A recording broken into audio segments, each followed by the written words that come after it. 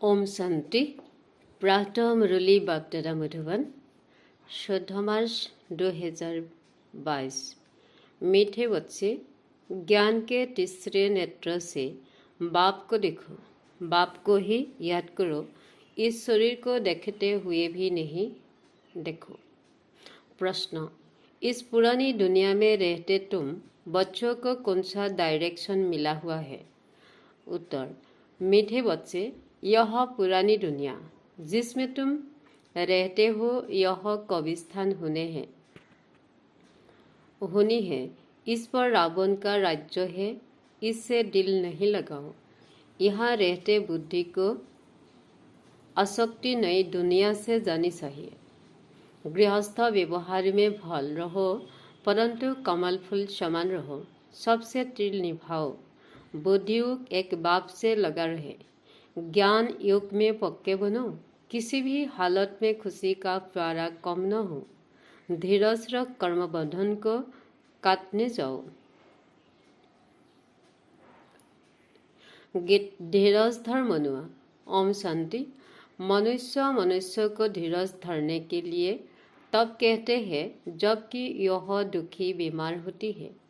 यहाँ तो तुम मनुष्य मत पर नहीं चलते, तुम ईश्वरीय मत पर चल रहे हो। सो भी सब नहीं चलते। ईश्वर जिसको सत्य बाप, सत्य टीचर, सदगुरु कहा जाता है, उनकी मत नामीगामी है। भगवान ने ही श्रीमत दी थी मनुष्य से देवता बनने की अथवा दैवी दुनिया के मालिक बनने की। इतनी ऊंची मत और कोई दे न सके, क्योंकि मनुष्य मात्र सब प्रतीत भ्रष्टाचारी है, तो वह मत भी ऐसे ही देंगे। तुम बच्चे ही जानते हो कि हमको शिव बाबा मत दे रही है। उससे उस बाप की उससे उसी मत है। उनको तो कोई भ्रष्टाचारी प्रतीत नहीं कहेंगे। पतित ही उस निराकार बाप को बुलाते हैं। साकार की तो बात नहीं, इसलिए कहा जाता है मनुष्य की मत सुनो। Hear no evil, see no evil.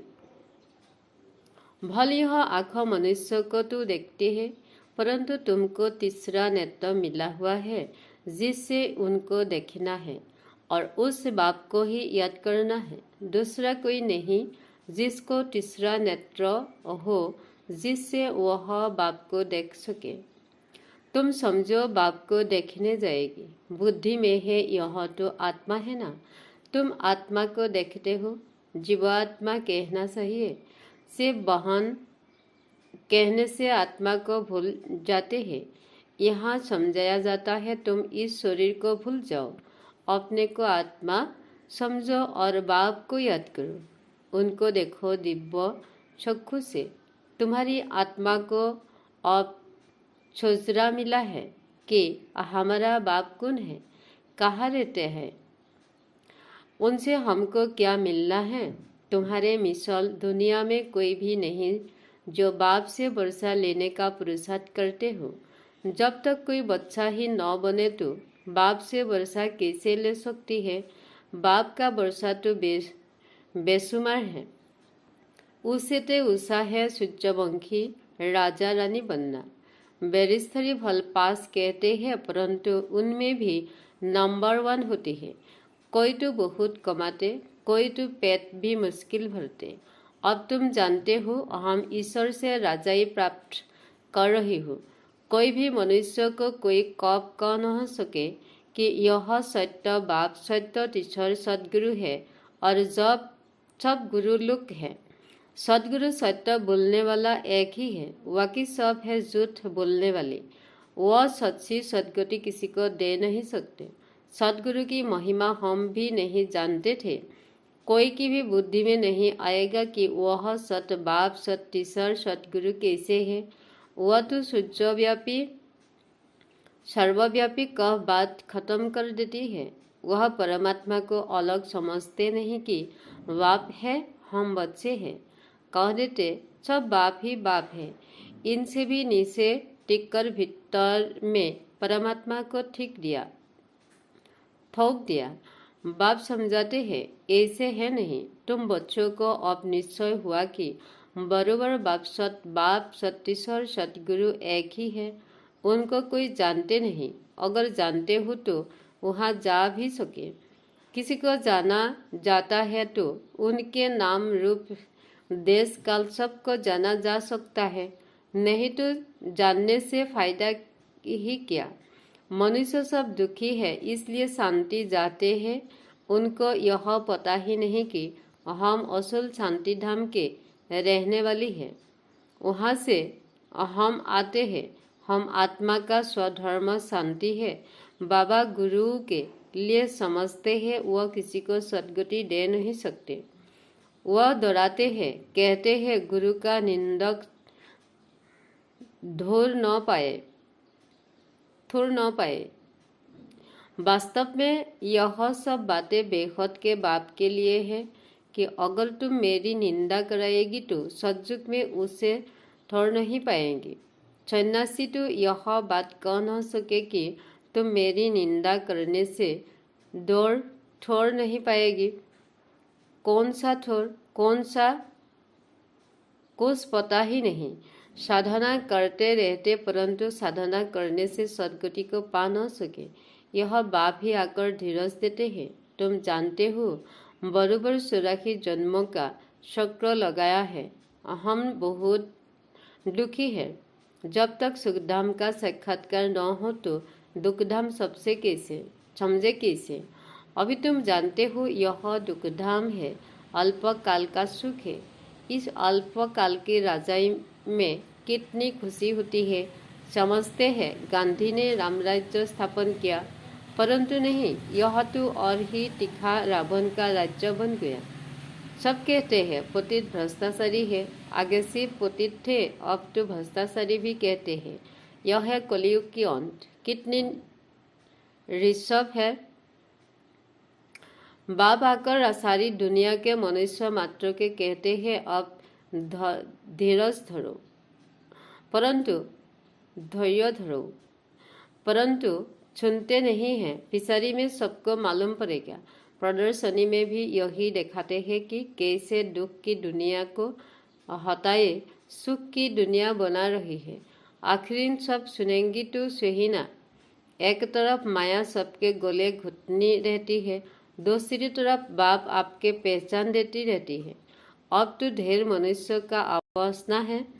जितनी महिमा निकालेगी तो फिर अखबारों में भी और से पड़ेगा, फिर बहुत आएगी। यह मेहनत है। धर्म अथवा मत आदि स्थापन करना तो बहुत सहज है। बुद्धि धर्म की एक सिख की 60-70 हजार बुद्धि बना दिया है। यह तो मेहनत है। माया बड़ा जोर से सामना करती है। वहाँ तो माया के साथ यह की बात ही नहीं। यहाँ माया से युद्ध करने में मेहनत है। मुख्य बात है पवित्रता की, और कोई जगह पवित्रता की बात नहीं। वह तो घर से वैराग्य आता है या कुछ सीढ़ी पाप आदि करते हैं तो संन्यास धारण कर लेती है। इसलिए ढेरों को पकड़ने के लिए भी गवर्नमेंट को CID आदि रखने पड़ती है। दलालों के रूप में, व्यापारियों के रूप में भी CID होती है। पुलिस का गुप्त काम बहुत चलता है। दोस्ती के बहाने भी सोने के व्यापारियों से मिल जाती है। फिर सब कुछ मालूम पड़ जाता है। धंधे वाले धंधा भी करते हैं तो CID भी करते। दुनिया बहुत मुसीबतों में फंसी हुई है। तुम बहुत भाग्यशाली हो जो इन सब मुसीबतों से दूर निकल आए हो। दुनिया में तो मुसीबत पर मुसीबत है। तुम्हारे लिए बहुत प्राप्ति है। वह तो दुखी होकर मरते हैं। तुम बैठे हो यह शरीर छोड़ने के लिए। कहा पुराना शरीर खत्म हो तो हम वापस बाबा के पास जाए। दिल लगी बाप के साथ और नई दुनिया के साथ, तो पुरानी दुनिया क्या काम की। यह तो पुराना कपड़ा है, इसमें वैराग्य आ जाता है। सन्यासियों को वैराग्य आता है। घर बार से स्त्री को नागिन समझते हैं।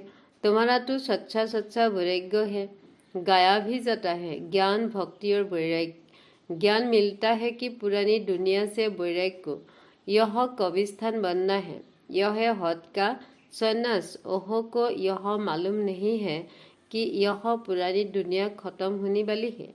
वह कहते हैं हम घर में इकट्ठे रह नहीं सकते, तो उनको घर में वैराग्य होता है और वह जंगल में चली जाती है। तुम्हारा यह है बेहद का वैराग्य, परंतु इनका किसी को पता ही नहीं। तुम कहेंगी हमको तो सारी पुरानी दुनिया से कब्रिस्तान से वैराग्य है, यह राम राज्य है, रावण राज्य है। ऐसा कौन मूर्ख होगा जो पुरानी दुनिया से दिल लगाएगा। जब तक पूरी तैयारी हो जाए, सतयुग आने का समय भी हो, तब तो लड़ाई लगेंगी। कोई लिखते हैं कि भल बैठे घर में है, परंतु मुझते हैं कि क्या करें। ममत्व अगर नहीं रखे तो संभाल कैसे हो।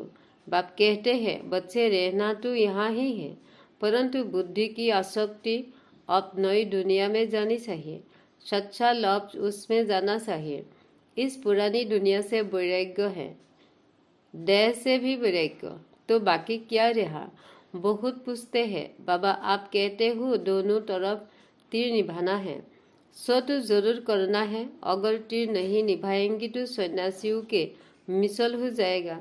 गृहस्थ व्यवहार में रहते पवित्र रहो, देही अभिमानी बनने का पुरुषार्थ करो तो बुद्धियोग बाप से लग जाएगा। मैं आत्मा हूँ, बाप के पास जाना है। बाप कहते हैं गृहस्थ व्यवहार में रहते कमल फूल समान बनो। ज्ञान और योग नहीं होगा तो लटक पड़ेगी। हर एक की जन्म प्रति अलग अलग है, हर एक के लिए जुक्ति भी अलग अलग मिलती है। कोई तकलीफ हो तो पूछो, कोई भी हालत में खुशी का पारा चढ़ना चाहिए।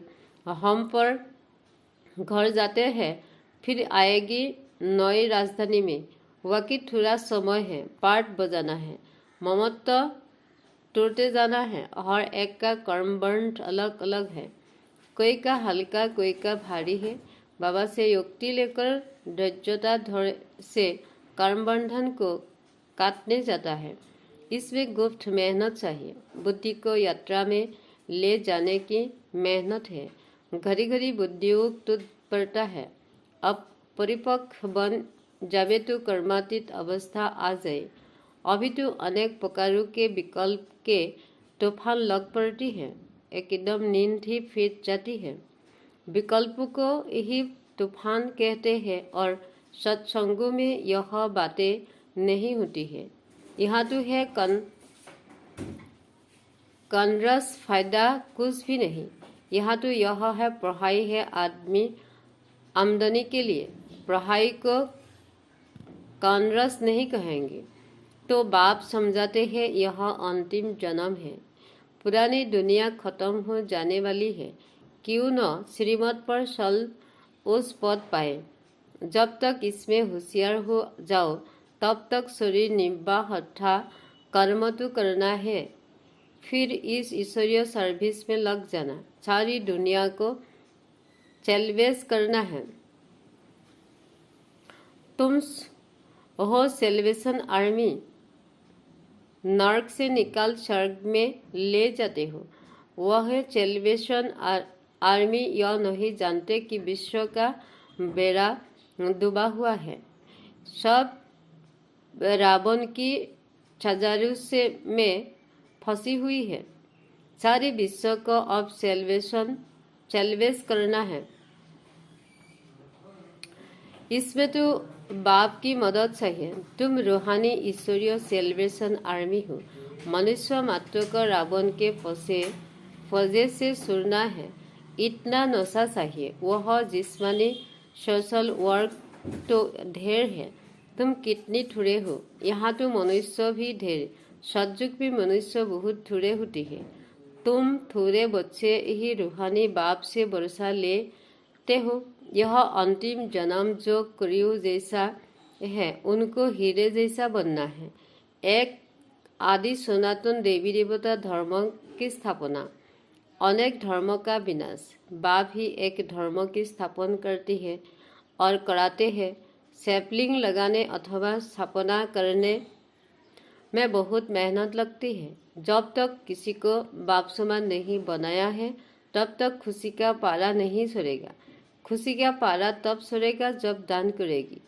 जिसके पास धन हो और दान न करे तो उनको मनहूस कहा जाता है।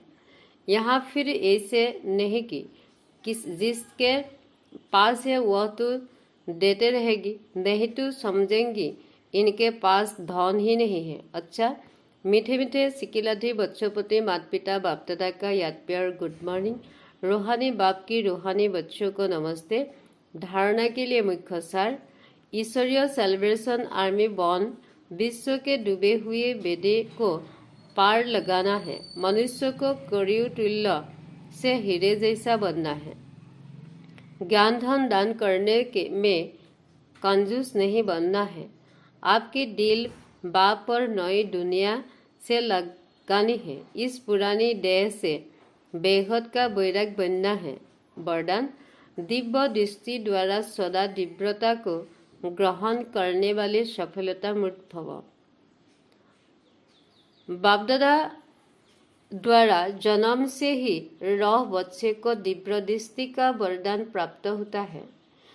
जो इस दिव्य बुद्धि के वरदान को जितना कार्यों में लगाते हैं उतना सफलता मूर्त बनते हैं, क्योंकि हर कार्यों में दिव्यता ही सफलता का आधार है। दिव्य दृष्टि को प्राप्त करने वाली आत्माएं आदियों को भी दिव्य बना देती है। वह हर बात में दिव्यता को ही ग्रहण करती है। अदिव्य कार्यों का प्रभाव दिव्य बुद्धि वालों पर पड़ नहीं सकता है।